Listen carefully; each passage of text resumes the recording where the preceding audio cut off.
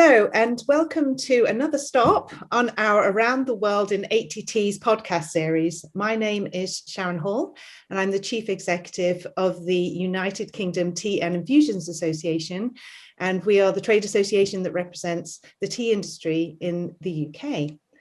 I'm here with Will Battle, who is a UK-based tea wholesaler, and he's the author of the World Tea Encyclopedia. He has 25 years of tea experience and has worked in tea businesses around the world. Our other guest is Anil Cooke, who is Managing Director of Asia Sayaka Commodities PLC, which is a leading tea broker in Sri Lanka. He counts more than 40 years experience in the tea industry as a tea taster, auctioneer and marketeer, and he's frequently sought after internationally as a speaker on Ceylon tea and industry-related matters. We also have with us Angela Pryce. Angela is a tea consultant based in the UK, but she also works globally. She has worked in the industry for 22 years, starting her career as a tea buyer and blender for Twinings. Since 2014, she's run her own business, working with clients such as Fortnum & Mason, management consultancy firm McKinsey, and the United Nations. And she advises on all aspects of the tea supply chain from bush to cup. So today we're talking about high-grown teas from Sri Lanka. Sri Lanka is the fourth biggest producer of tea in the world and the third largest exporter of tea after Kenya and China. The UK exports most of its black tea from Kenya and most of its green tea from China, but we still imported over £5 million worth of tea from Sri Lanka in 2020. So it's very important as an origin to the UK tea industry. Whilst imports of tea from Sri Lanka have declined over the years, this is a real shame because once you try tea from Sri Lanka, you invariably seek it out again. And today we're going to explore why. So I'll hand over to Will, my co-host. Thanks, Sharon. And I suppose probably the best place to start is with a brief introduction to Ceylon teas. It seems to me that Sri Lanka is synonymous with tea, but perhaps, Anil, you can start off by giving us a little bit of an introduction to Ceylon tea, and perhaps even just the name Ceylon, where it comes from, and to put us in the picture a little bit more. Yeah. Hi, Will. Good afternoon, everyone around the world. It's a great pleasure to be with you on this journey.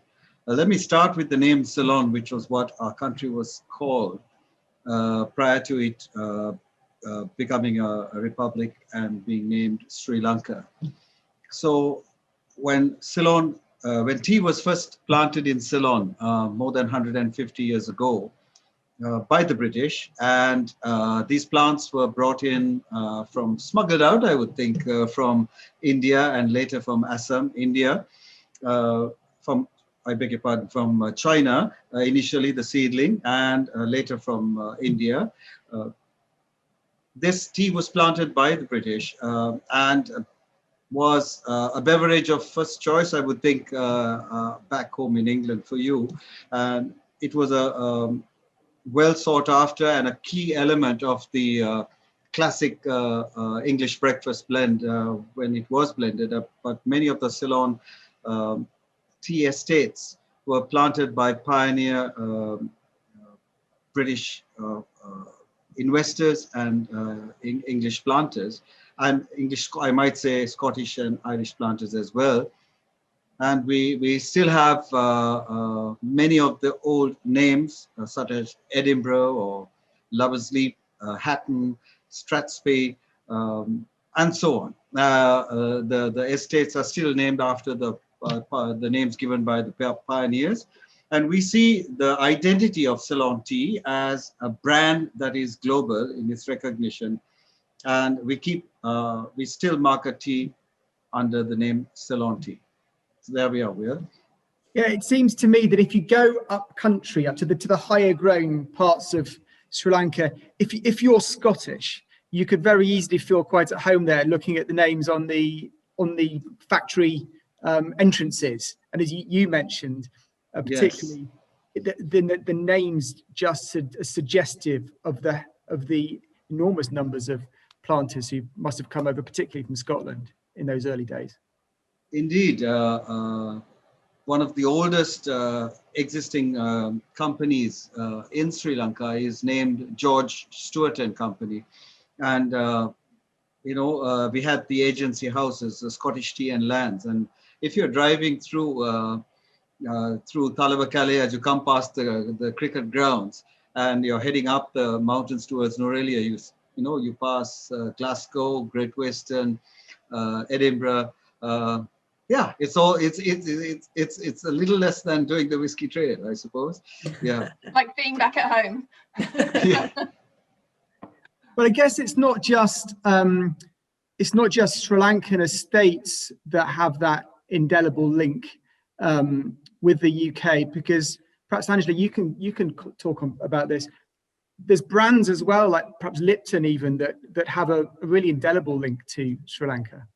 Yeah, I think the Lipton story is really interesting, and it's so, even though we're kind of going right back to the 19th century, when the brand was first established in sort of 1870s, it's so relevant today with regard to direct sourcing, links to tea estates, and so Thomas Lipton was a grocer, and he opened his first kind of grocery store in Britain. But within the space of 10 years, he opened something like 200 grocery stores within the UK.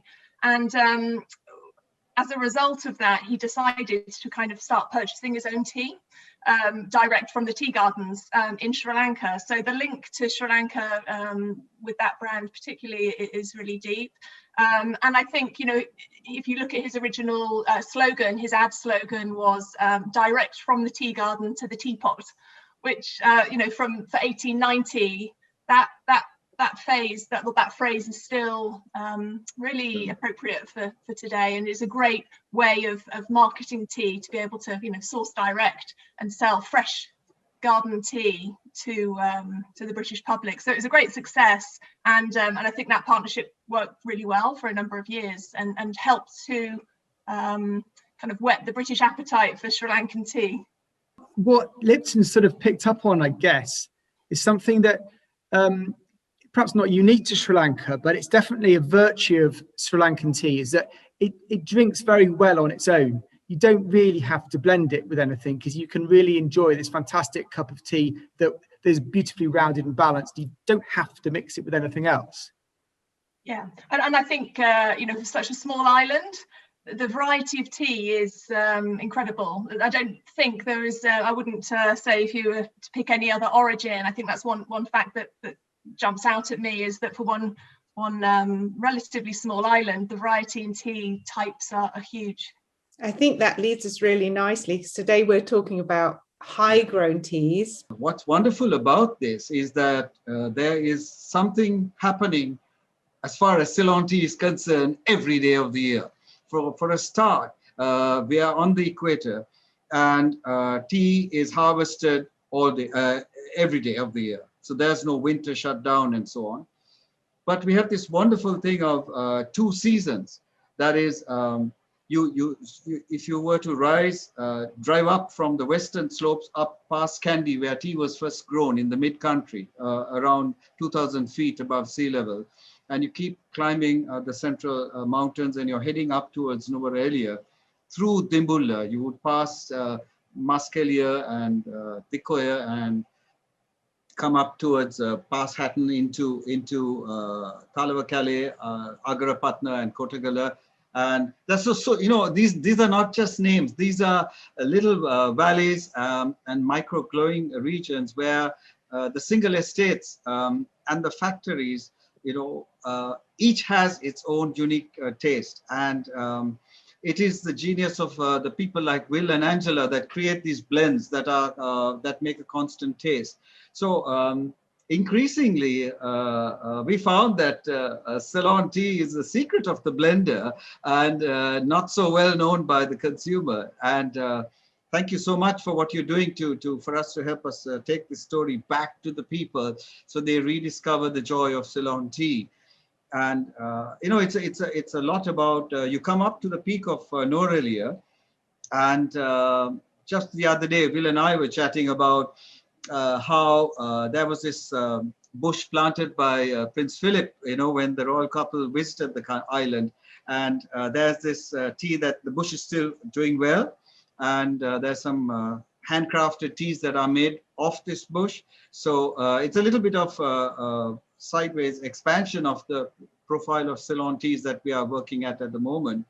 And you come up to this plateau, which is Nuwara Eliya, which means like city on the plateau, on the plain, just at the foot of the highest peak. We are heading over 5,500 feet. And you drive towards Udapusalava and you pause at the Court Lodge Bridge and you look back, and if it's raining on the western slopes, it's bright and sunny on the right in Udapusalava. So that is what is the mystery and the miracle of Ceylon tea. And then we start going into Uva, and from Uva you drop straight down towards the coastal plain, and you're going through the wildlife parks and so on. So it's a miracle of nature. It's truly a gift that we have received, this complex mix of teas. And going back to the history of Ceylon tea, each pioneer planter had their own mix of plants. That the original China plants are still growing. The original Assam seedling, they are still growing out on the estates. And it is from them that the new cultivars were developed, the new plant species were developed. And we always focused on the taste that was special. So when we talk of the bouquet and the multiple flavors of the high-grown teas, it's also unique because each estate has a mix of tea plants plus the unique microclimate that bring out a bouquet. And we don't use this term generally. It's real, and I'm speaking with some of the more professional tea people on this panel, and I'm sure they would have some choice, some comments to make about the multiplicity of choice and taste. And just one other aspect that has kept Ceylon tea very traditional and authentic is that it's artisanal by nature. That is, we follow the 150-year-old orthodox style of making tea, largely unchanged. And it is that combination of the way it's made and its unique location that bring about this mix of teas that I'm very excited to share with the British public. Anil, can you just very briefly go into the seasons that you'll get in Sri Lanka a little bit more depth, so that we understand how important the monsoons are to the quality of the tea that comes out? Okay, so here we have tea growing from the coastal plain and rising up over 5,500 feet in the Central Massif, right? And we have two monsoons. The southwest, which is about to commence sometime now in the first half of the year. And so we have this situation where during December, it gets cold by our standards, and you have a bit of frost in Nuwara Eliya and some of the higher elevations of Agrapatna and on the edges of the Horton Plains. And it changes, it becomes cold and dry. And thereafter, that is the Dimbulla quality season, when the tea is growing on the western slopes. The same bush harvested yields a leaf that transforms its chemistry due to the unique conditions prevailing at the time, and the teas acquire a real aromatic fragrance really. And here we have this change where by the end of April, just after the main cricket matches are over, we have this rains that come in from the southwest, which is the bottom end of the island. And here we have a situation where the amount of moisture increases in the plants, and the bushes take on, the teas take on a rounder, stronger taste on the western slopes. Now, by July, we have this, what we call the Kachan winds that come from the northeast of the world and start blowing. They scream, the wind screams through the tea estates on the eastern slopes. We have the situation where the wind is so strong that it tears the leaf off the bushes. And quite often, if you're traveling up, and I suggest you do sometime, that you can see these windbreaker trees growing across tea estates just to protect the bushes. And during from July to October, we have these Uva teas, Udupusallava teas, and from Namanukula, Madulsima growing areas, Passara, where the flavor changes completely. So here we have the Dimbula season in the first quarter, the western quality season, and the Uva quality season on the eastern slopes from July to October. And then after October, you find the northeastern monsoon coming in, and those teas then, which were, I would say, had this methylated taste, slowly start acquiring body as the rains come in, and the orthodox manufacturer brings out a whole different range of teas. So when we talk of Ceylon tea, we are talking about elevation, microclimate, artisanal manufacture. That is, when we say artisanal, we mean the engagement between the human, the tea masters, and the people who are making the teas, and the process. It's not 100% mechanized. You know, we don't just throw a leaf in to a 100-year-old roller that hasn't changed much. And there's human intervention, judgment, and experience at all stages of manufacture. So people respond to the way the conditions that prevail at the time every night. So the guys are extending the fermentation. I don't know if you go into manufacture right now, but or the length of the wither. There's judgment involved at all stages of manufacture, and that is the role of the monsoon, on our teas, because it's critical to us.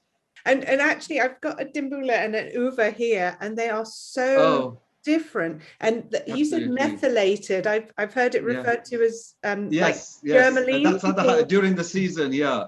They're so completely different. I don't know, Angela, what's your sort of view on those? I think that they're completely different, as you were saying. And I think just picking up on a really interesting point that Anil made with regard to individual bushes, I think that's what makes some of Sri Lanka's tea gardens so unique when you look at it versus other parts of the world, in that the original bushes are still there. So the bushes from hundreds of years back, and as a tea taster, I think that's what makes the region really interesting. Similarly to other places like Darjeeling, where you can taste one tea estate and you can really identify that estate, that tea garden, from the flavors inherent in those bushes. And I think that's very special for Sri Lankan tea, and you don't find that many other parts of the world. And really to echo Anil's point about, the quality tea is about, we're at the mercy of the weather sometimes, so we don't often get this dry wind that blows across the tea bushes to give that very peak quality Uva flavor. But when it does happen, and combined with the experience and the knowledge of a good tea manufacturer, a good tea manager, then that's when the magic happens. So we're at the mercy of the weather, but also we've got some great people working in the tea industry, and it's that knowledge and weather working together, which often means that the teas that are produced are often the best. So yeah, and I mean, one of the key objectives for doing these podcasts, actually, my goddaughter said, I don't like tea. And I was just aghast and said, you can't say that. There's, hundreds of different types of teas. And I think that's, really important to get across to people, this wide range of tastes and flavors. I mean, Will, these two examples that we have here, they couldn't be more different, could they, in terms of tastes? No, and that's, I think Angela alluded to it earlier, totally different characteristics. The Uva that I've got, that Sharon, you and I are tasting, Uva, the Eastern tea, and it's actually a tea from the quality season. And I, as Anil said, I visited during the quality season comparatively recently, and I was astonished to see householders putting sandbags on their roofs to stop them lifting up in the wind, and it really can taste those extremes of of weather in the tea. And as you said, Sharon, it's got that medicated, it's sort of the taste of the sports changing room. I'm not sure you'll sell it to people like that, Will. That's probably not the best way of describing it, but in a good way. It's that deep heat character, isn't it? That sports spray. I mean, that's what definitely springs to mind. So So, and I love the fact that tea can exist within what, Anil, 30 miles, 20 miles of the Western teas that. As the crow flies, yeah, absolutely, yeah. I was just thinking of the uva teas with regard to stress, and it's interesting when you look at different teas from around the world that the tea bush loves stress, unlike us probably, but under conditions of stress, whether it's the dry wind in uva or sometimes dry weather conditions, that stress causes the leaves, the chemical makeup to change slightly, and then you get these amazing little pockets of flavour throughout the year. So stress is a good thing for the tea plant. I suppose also coupled with stress, it's flushing less, it's growing less. So there's not only the stress and that the taste, but also there's less of it available. So comparatively, those teas are quite rare. And that makes it even more exciting as well to find a good one. And you use that word flushing there. That's going to come up a lot across the podcast series. Can you just explain what that means? Yeah, a flush is essentially a period of leaf growth. Like if you wander into the garden and you look at your privet hedge and you find after a period of rain and sun, it's suddenly started to grow. It's actually not entirely dissimilar on a tea estate. So that's a flush. It's a period of growth. And in tea, we do talk in flushes, which can be confusing for people. But it was also interesting in people like Angela and I, who've had the job of trying to buy quality Sri Lankan teas in the past. The quality seasons are the most fun tastings that you have, but also it's the most difficult period as someone who's trying to buy good teas for their tea drinkers or their customers, because you never quite know when you've hit peak quality season, and getting it right is a really difficult practice, because Anil's sitting in his auction room trying to sell these teas, and he sort of knows more or less what's coming next week or the week after, but you don't really know if it's going to improve or then get worse again. So it's a really difficult challenge buying the very best quality teas out of Sri Lanka, but great fun. This, we hope, would be the next generation of discovery of tea. And your timing of your initiative is spot on, because people are sitting at home thinking, let me enjoy something special. And hey, this is the best way to go for it. And that leads me really nicely. Angela, I sort of saw off camera, you've got a jug of something that looks rather delicious. Is that a cold brew? It's not cold brew. It's a standard iced tea, actually. So I've used a dimbila to make a lovely iced tea. So kind of classic iced tea, black tea, which cold brew is quite a interesting way of brewing teas. But from time to time, I brew Sri Lankan blacks in this way, and they make a really fantastic clear beverage. So I've simply used made up a teapot of dimbila black tea. I've made it sort of double strength. So if you're making an iced tea in this way, make it sort of roughly double strength using boiling water. And then you simply fill a jug with ice and pour the strong infused tea, strain it and pour it straight into the jug over ice. I've put lemon, tablespoon of honey and some mint leaves. And then it's really refreshing. Children love it. Everybody seems to love it. And the interesting thing with Sri Lankan, especially high-grown Ceylon teas, is that when you use them for iced tea like this, as they cool, they stay crystal clear, which is quite different. And when you compare it to other places, so Assam black tea, for example, as it cools, it tends to go creamy or cloudy. With high-grown Sri Lankan black tea, it stays really clear, so it works really nicely like this. And fantastically easy for someone to try that at home. It is. It's really easy to brew up at home in the summertime. And I think from my perspective, customers now, or people that are kind of getting into specialty teas and exploring specialty teas are definitely interested in trying teas from named regions. So provenance is really important, and so we're talking about Ceylon, but we're drilling down into individual regions within Ceylon. So it's a real adventure, and it's definitely worth exploring if you're a tea drinker that's new to Ceylon as a region. But there's more than just one type of Ceylon tea. So I would encourage, as Anil has said, encourage tea drinkers to go exploring and try different flavors and hunt out different regions. Yeah. I like that word exploring, particularly at the moment, because we can't travel very far. We Yeah. can travel with our teas, can't we? Absolutely. If I might share with you the main growing regions, there's Sharon, if I might come in there. If we start in the coastal plains, we have tea growing from the coastal plain all the way up to the rainforest. By the way, we do have a rainforest as well in this island paradise, and it's a heritage site. So we start in Ruhuna, and we start climbing towards Ratnapura and Sabaragamuwa region. And then you go up towards Kandy, where tea was first grown by James Taylor. And thereafter, you can go up the western slopes, or you can take the route up the eastern slopes to the peak that we discussed. So we have, from there we go to Dimbulla from Kandy, which is another region, Dimbulla, and come up to Nuwara Eliya, which is just a few estates right at the peak. And as you go across to the eastern slopes, you start going into Udapusalava and Uva.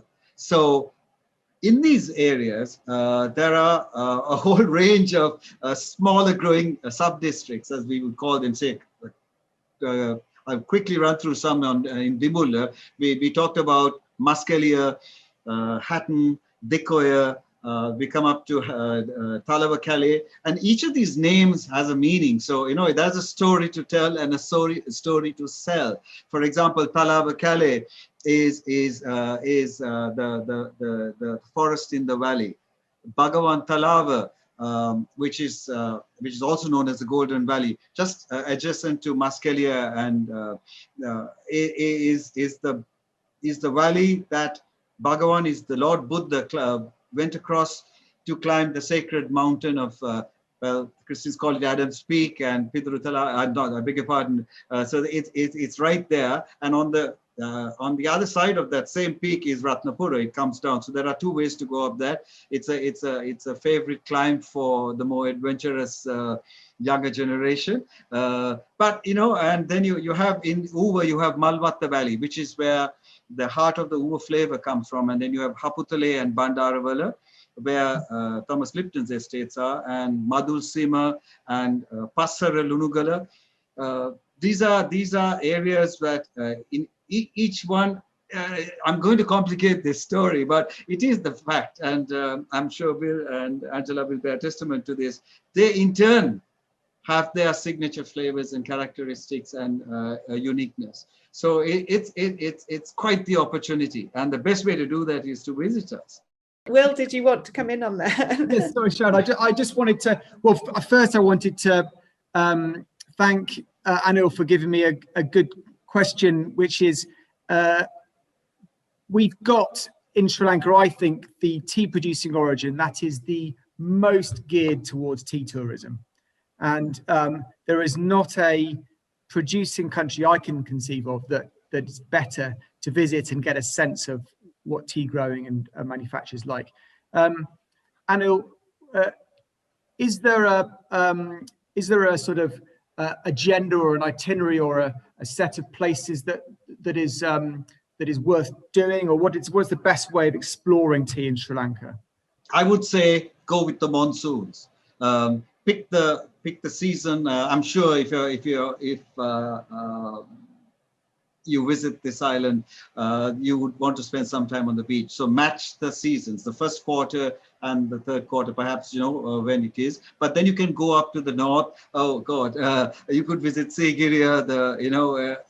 It's another heritage site, and we have a 2,000-year-old culture, 2,000 plus. Where Polonnaru and Anuradhapura, where you can visit the ruins, and there's so much to experience. We have natural parks. So you try to combine this itinerary. So you can always, within a space of 3-4 hours, you're up in the mountains or down in a wildlife park, and you're heading to windsurfing at Arugam Bay, or you're cruising the bars at Hikkaduwa, one of the few places in the world that celebrate Bob Marley's birthday. Now, you get the vibe, right? And this is the magic of tea tourism. It's part of a total itinerary. So you could just arrive at the airport and just head out up towards the tea estates. It's a matter of hours, and you're going through gorgeous territory.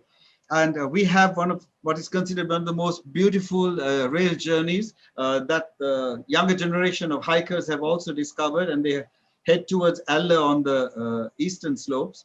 You can start in Colombo, or you can join it in Kandy, and the train goes all the way over the top. And we have this beautiful 9-arch bridge that you would ride over and arrive in Badulla. So you can just either rent a car or discover tea by rail, which is one of the greatest investments made as a result of the tea industry, the pioneering tea industry, to get the product down to the ports. My office is on the edge of a lake in Colombo. And all along the shore of this lake are the old tea warehouses and the tea companies that were located. And they would take the tea out to the port by barge back then. And I'm sitting in a building that is a former tea warehouse that is 120 years old, easily. So that's plenty to discover.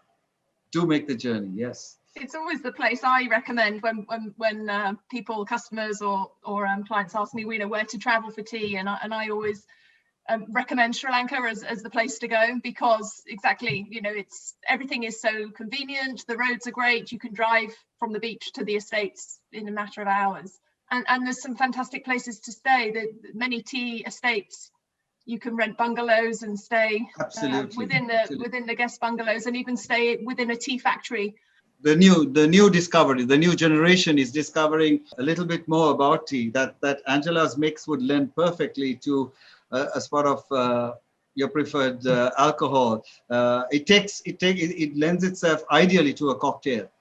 So we find that there's a whole generation of barmen around the world who are now competing to mix tea cocktails. Tea-based cocktails, and it's another sure way of introducing tea to another generation. Can I pick up on that, because you've talked about we've talked a bit about Dimbila and Uva tea, and you mentioned earlier, I mean, there are other styles in Sri Lanka, also perhaps that might lend themselves well to cocktails, and there's quite a unique style produced at Nuwara Eliya, which has a very light and bright character. Can you just tell us the story of that tea a little bit? Well, the Nuwara Eliya is dominated by the three gardens, Pedro, which sells its tea as Park, and so I beg your pardon, Lover's Leap and Mahagastota, and Park Estate, which sells green and black tea, and Court Lodge, and then we have Kenmare, where one of the factories was converted to a gorgeous hotel, if you ever have a place to stay. The thing about the Nuwara Eliya teas is, at that elevation, they are delicate and light, and we like to equate them with the champagne of Ceylon teas. So we are not permitted to use that name, but it's an easy identification in terms of its light floral taste that it has, and it sits well as a tea, as a desert tea, or just drunk alone. Ideally, I would say, or with a twist of lime. So the Nuwara Eliya, because of the elevation and the stress that is the tea bushes are under most of the time, because they get both seasons. They get the Dimbula season as well as the Uva season. So it is always a very special place. And in fact, is most sought after throughout the year. And these estates are absolutely focused, irrespective of the flush, on capturing the uniqueness of their taste. Now, this comes with the plants that are there. The plants that are generally grown, that were originally grown in Nuwara Eliya, are different to the ones that are grown even in the high elevations. So those cultivars mixed with the old seedling, oh God, it's really fantastic because they're so fragrant. That's what's special about them. So aromatic. I really like the local name for Nuwara Eliya as well, which makes me feel very much at home as Little England.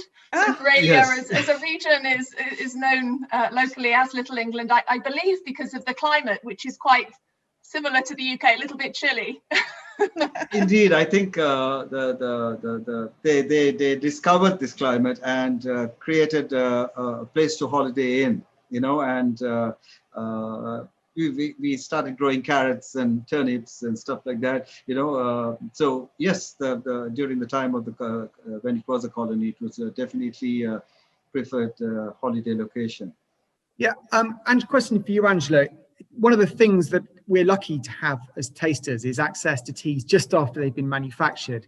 And it seems to me that the high quality seasonal Western teas grown in Sri Lanka have that just manufactured, fresh, beautiful aromatic quality, and they seem to hold on to it for longer, which means that if you buy one, you can sort of gain access to that just made taste.